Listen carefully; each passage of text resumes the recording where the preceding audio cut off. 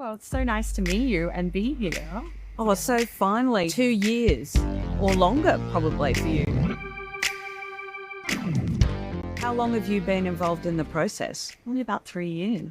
That's a long time to be wedded to a show. It's an amazing show to be part of and such a great starting point from both Derek's designs and how you worked with Derek as well.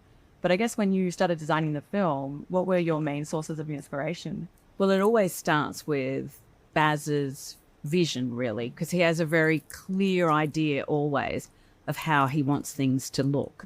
And then also with research and just looking at thousands and thousands of images, reading a lot of contemporary source material from the period.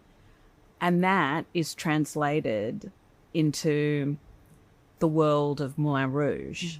Moulin Rouge is a created world, but it was a world with a lot with rules, which in effect the stage production actually breaks, which I think was a little bit confronting at first for all of us that had lived with those rules for so long, but have turned out so well. It's so great to have new music and some anachronistic moments that kind of, I think, bring Moulin Rouge into the 21st century.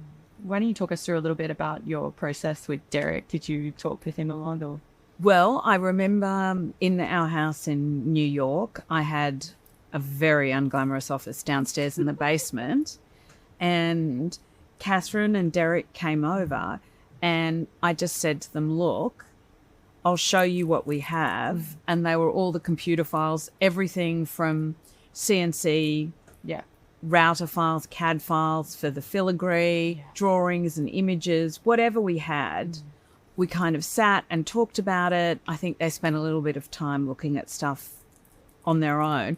And then we made them a drive of as much stuff as we could possibly find that might be helpful or inspirational, and whatever research material we had.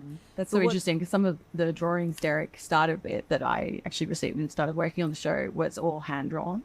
Yes. So he really kind of kept the essence of that in a way. Yes. I think there are lots of moments in the show where he would also, when he would talk about the design and the romance of even the painting and stuff like that, where he sort of references that, even that process.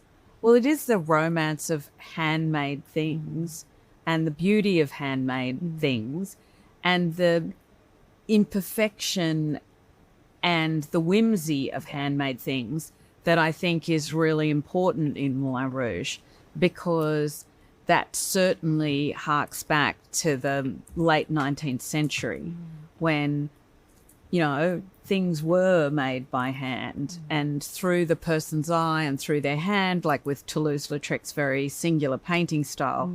That's very much a product of a human interacting with paint and a canvas. Certainly.